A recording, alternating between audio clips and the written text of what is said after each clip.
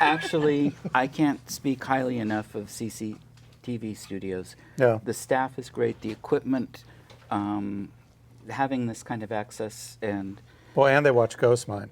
that's another good Yeah, piece to it. that was a plus. But these cameras probably cost more than my house, the three of them together. Yeah. You know, so I'm very grateful. But I didn't mean to interrupt the conversation. No, you had to check it. And look, now we've got 99 minutes. Cool. Oh, wow. See, I'm the man with the power, Yeah. the We're magic. going to party all night. Actually, William, you taught me one of the first things in working with psychics, and you probably did it to cover your own ass. I have no idea. But it's always stuck with me, and I still credit you for it. Okay. In that, again, being the researcher and the analytical thinker, what I always want to do is I want to see one psychic and another psychic or medium. I want to see them both come up with the exact same thing, so that I can go, yes, that's what it is. The chances of that happening are so rare. Mm-hmm. And the one thing you opened my eyes to was the fact that just because this person sees one thing and this person sees something else doesn't mean they're both wrong. Mm-hmm. And I went, that was the first aha moment to where I realized, gosh, how can I do that? Now, we've done experiments where we worked with you and another to remote view in. Mm-hmm. And what's actually fascinating is all of the data we got back, nothing coincided, but you guys were both right in different avenues of what we were asking you to remote view in and see. Right. Which is truly fascinating. Mm-hmm. And I love it. And I've got theories. I mean, everybody does. One of the things about this field that to me is fascinating is nobody can prove that we're wrong. Yeah. On the other hand, we can't prove that we're right. Yeah. Mm-hmm. We can show what we pick up. We can gather our evidence. We can use our theories about what it is, and theories from our own research, our own study, but we can't prove it. Yeah. Mm-hmm. And it's both a fascination and a frustration. Yeah. I think someday we will. Mm-hmm.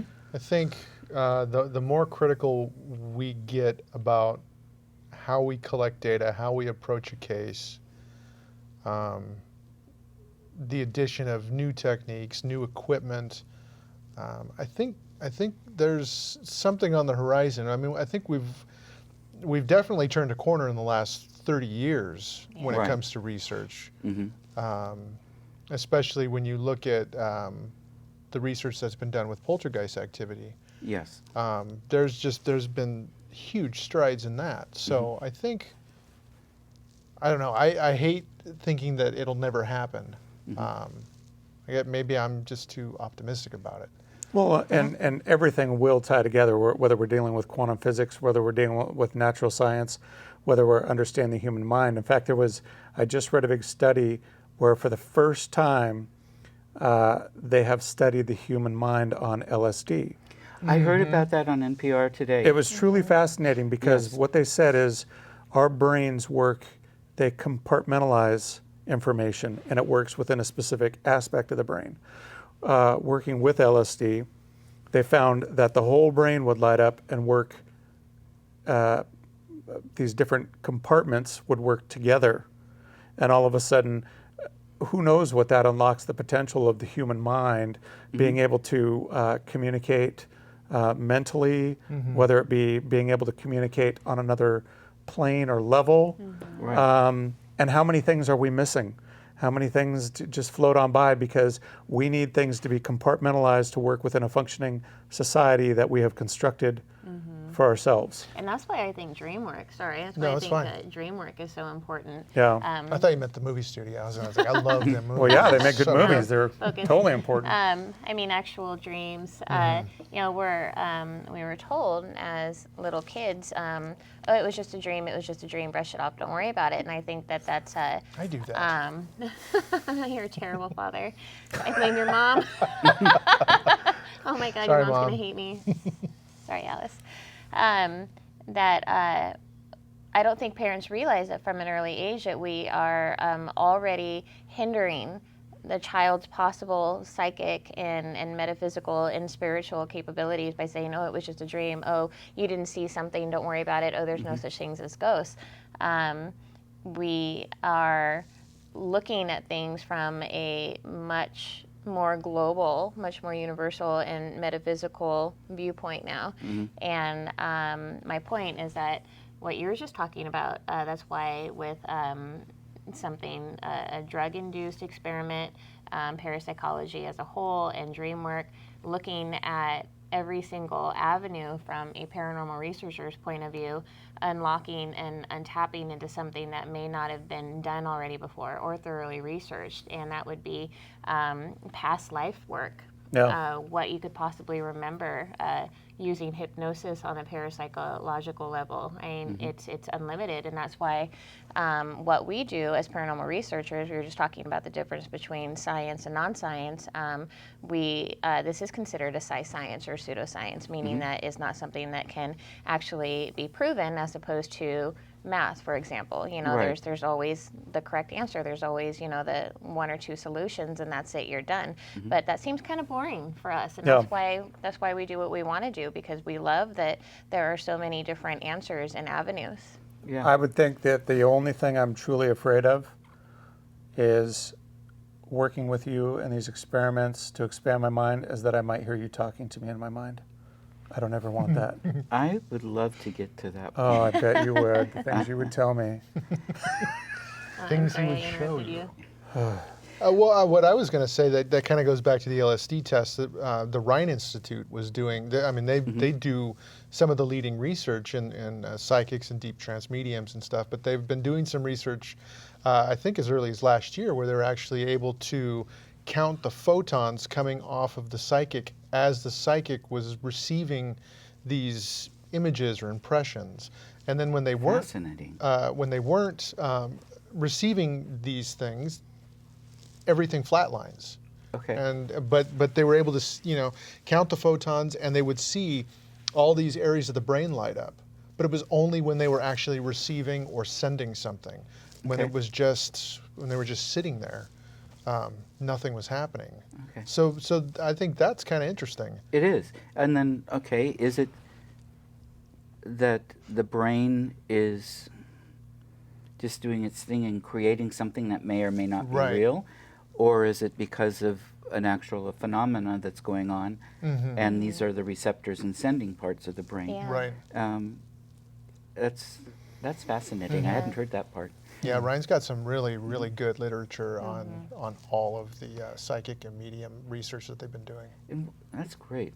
One of the things that's difficult for me sometimes is, the either-or concept with things. And I'm very much a Technicolor and shades of gray kind of person. And I like it when the research is looking at that kind of an approach. And including with the paranormal, I mean, there's so much more. And you're also, one of you commented about, you did, Casey, about how much are we closing off because of all these boxes we're not lighting. Wasn't it you? About what you were... If it's good what you were saying, then yeah, it was me. Whichever, it doesn't matter. But it's one of the things that I love about traveling as a psychic too, is because you get to open up and see more. And that's one of the reasons I like to help expand people's abilities, because when you can see that which isn't normally visible, it does enrich life so much more. Yeah. And if we've got ways where we can train our brains to do this, my goal is to be able to do things without any chemical. I think the brain can do it. Oh, I don't absolutely. think we need chemicals to do it. No boost needed. And, so to keep working with that, but that they're doing the chemical research as a way of showing what this is, what it looks like, what the pathways are. Right. I think that can help. It's unlocking a portion of the brain that for Absolutely. most evolution has disabled or blocked or, you know what, I'm just excited for when they find out we're all actually aliens. I'm waiting for that day. It's very likely. Yeah. I've been accused of Yeah. things where that would be one of the nicest things they said. Yeah. Well, apparently, those of us that are blue-eyed are aliens or hybrids. Oh, okay. Yeah. Yeah. Think about that. Yeah. Yeah. Yeah. I'm Yeah. not sure where my blue eyes. Mine are blue or green or in between. It depends on the day and my mood. Yeah, that's true. So that means I'm out from Alpha Centauri, I guess, or Yeah. something. Hey, we've got to end here a few minutes ago. So just real quick, how do people reach you? What's the focus of Oregon Paranormal? The focus is paranormal research, whether it's classic hauntings, residuals, poltergeist activity, experimental stuff. We can be reached at OregonParanormal.com. Our email's haunted@OregonParanormal.com. We take investigation requests all the time. Okay. It's a lengthy process, so bear with us. You can reach us on It's for Facebook. it's for the client's benefit. It is Yes. absolutely for the client's benefit that the process is so lengthy. We can be reached on Facebook, Twitter @OR Paranormal. We're pretty much everywhere lately. YouTube. And I think if you hit up the website, you'll find a whole list of people we work with, including you, William. Yeah. Ah. Yeah. Yeah. Okay. Very Yeah. cool. Very Great. Yeah, So our now we outside just consultant. introduce stalkers to you. You're welcome. Yeah. Yeah, great. Yeah. I love it. And the podcasts they do are fantastic. Writing, I know some of you write for Paranormal Underground, I think. I'm a part-time contributor. This is a group you really want to check out and follow. Thank you. Thank you. Thank you Appreciate very that. much. Yeah, you're Well, it's welcome. always an honor to work with you, so thank you. Well, Yeah. thank you. And I want to thank Oregon Paranormal, Casey and Katie and Jay for being here. And thank all of you for watching. And until next time, enjoy. Thank you. All right, and then real quick, William, what I'm gonna have you do is I want you to kind of do a coming up on next week's episode, we're gonna be live at the Oregon Ghost Conference. Okay? Because I'm gonna put their interview following this episode. Wait, that's a lie. Oh, this is TV. That's right. So I just need you to say, coming up on next week's episode, we'll be at the Oregon Ghost Conference. Okay. Coming up on next week's episode, we'll be at the Oregon Ghost Conference. You forgot live, so fucking do it again. Coming up on next week's program, excuse me. Now you laughed. Shit. Coming up on next week's program, we'll be live at the Oregon Ghost Conference. Stay tuned. Hey guys, welcome to Paranormal Insights. I'm Christina. With me today we have Casey and Jay from Oregon Paranormal. They are going to give us a quick interview about how they met William Becker and what they think of him. Where do we even start? William's I don't know. got a lot of area. Well, let's start with how did you guys meet William? I met William at the first annual Oregon Ghost Conference in Oregon City back in 2012, I think. And then we retouched base again the following year, and that's when the friendship kind of blossomed, and then we kind of started that working relationship. What about you, Jay? I met him at the Oregon Ghost Conference. Was it? I think It wasn't the first one. It was the- 2013. Yeah, it was the second annual Oregon Ghost Conference, where through Ben Robinson had mentioned the conference, and that they had expressed they'd love me to come by because I'd been on a Ghost Mine. And I said, sure, I'd be happy to. And I was introduced to William right from the get-go, and there as well, the relationship kind of took off from there. He has such a caring, very emotional response as he communicates to you, to where you just feel very important in a conversation with him, which is a key characteristic that communication skills that really helps people open up and talk. Mm-hmm. So, and as I started to get more and more involved with the paranormal, I found myself, really bonding with William, especially as it related to, as he would talk about, psychic abilities and things like that. Okay, have you guys ever done any investigations with William? Has he gone on location with you guys at all? He's gone on location with us on a private residential case. We brought him in on the request of the clients, and so pretty much the way that we operate, and we're pretty methodical about our process. So when I approached William to come in and read this location, he had no prior knowledge of the clients, of the property, any of the history. Brought him in completely cold. Matter of fact, I went so far as to tell the clients not to interact with him until after he had gone and done the walkthrough. And we brought him into the home, and he just kind of started doing what he does. And it was very surprising to me, and this was my first personal experience seeing him at work, and it was very impressive because he picked up on about 95% of the claims to a T, especially the ones where the client was talking about seeing a very tall, slender figure in the hallway that would go, back and forth past this particular room, and that was exactly what he had responded back with in our video walkthrough with him. So it was very impressive, and it was kind of eye-opening for me because before that point, I was very, very skeptical, and I'm still very skeptical of the field of psychics and mediums and clairvoyance and all that stuff. So to me, it was a little bit of verification that he does have some abilities that are very impressive. And I'd like to point out, with the investigations that we do, whether it be residential or historical locations, being part of Oregon Paranormal, one of the things that attracted me to Oregon Paranormal is we're very methodical about our approach to these things. We as humans try to apply reason and understanding to some of the phenomena we experience when we're in these investigations. I love William. He is one of my best friends. And one of the reasons is because I have no problem telling William, I think you're freaking crazy. And I think that's important because we're honest with each other. And when you work with a psychic, you are putting faith in someone that you literally have no way to determine if what they're telling you is true or false. There's no way to prove them wrong. And it's a difficult thing to put your faith in someone, which is why it's good that we can approach William and say, William, you're one of the weirdest people I know. I don't understand what it is you do, but I respect it incredibly. One of the first things William taught me, and so I say all that because I don't want you to sit here and think, we don't just believe what he's telling us, because we do trust in his abilities, bringing him to investigations. We've even gone to like the Stanley where he had an event.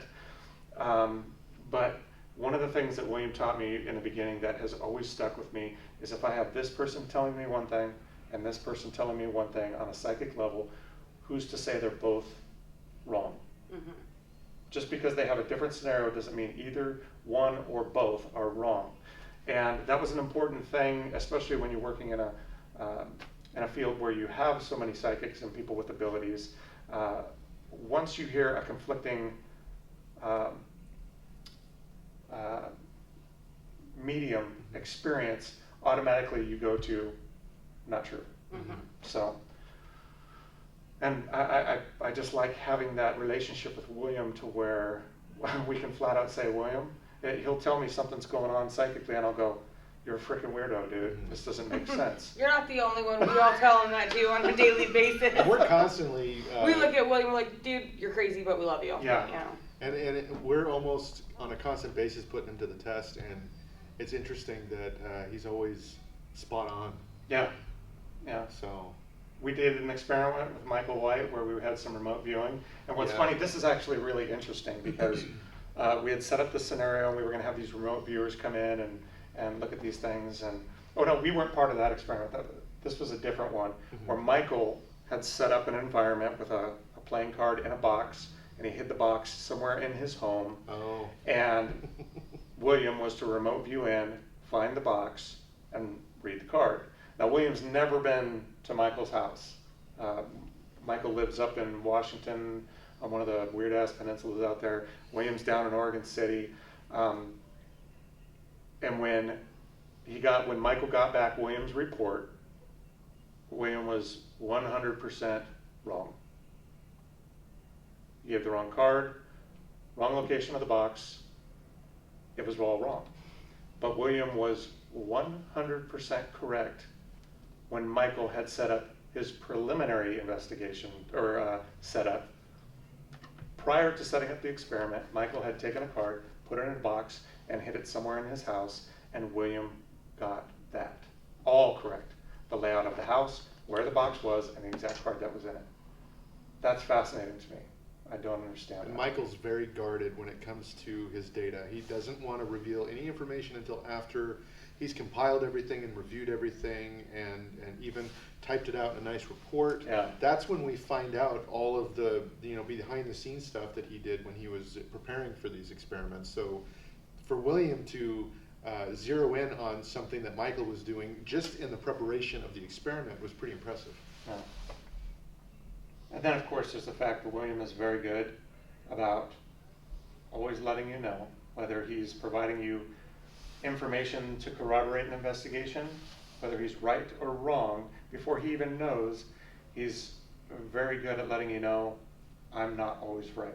Mm-hmm. And that is important for any Right. medium, psychic, whatever, to have the humility to say, I'm not always right. Remember, this is a perception from my experience. Mhm. All right. Would you guys refer William to anybody else that you guys know that was in dire need of a reading? Would you refer William to? We have. Yeah. Yeah. And we'll continue to, and we'll continue if he's willing to request his. As long as he help on keeps him. paying us. You get paid? Oh. We Oh, edit he that. wasn't supposed to say that. All right, guys. You have anything else? Any final words you want to say? No, other About than I've got William? as we're sitting here talking about this, I realize I have a text message from William, and I'm supposed to have dinner with him, so now I guess I'm going to have to go make sure. I hope he's not reading me right now. He is on his way here. Is he? He texted Kent a little bit ago. He goes, all right, on my way. All right. So he should be here in a couple hours. So All right. actually, I it figure won't about the take him that long time you because guys he's start closer. your podcast, he'll be Okay. here. He'll probably walk in right as you're doing it. Very cool. But thank you. No, William, Yeah. one of the greatest guys. All right, guys. Thanks for joining us on Paranormal Insights. Again, I'm Christina. This is Casey and Jay from Oregon Paranormal. Thank you very much. Thanks for having us.